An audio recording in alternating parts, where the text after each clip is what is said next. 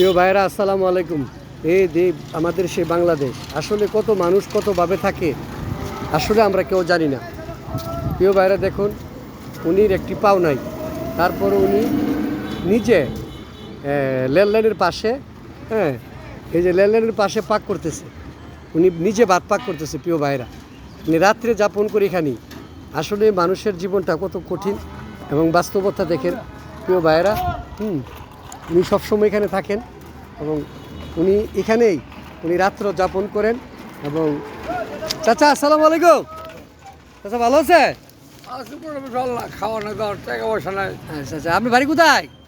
বাড়ি এখানে আচ্ছা, এই যে মানুষটি আসলে উনির একটা পাও নাই, ওই মাথায় হ্যাঁ, উনি এভাবেই চলাফেরা করে। এই দেখেন ওনার আসবার তো বিছনা, উনি যেখানে থাকে এই জায়গায় উনার পরিবেশটা।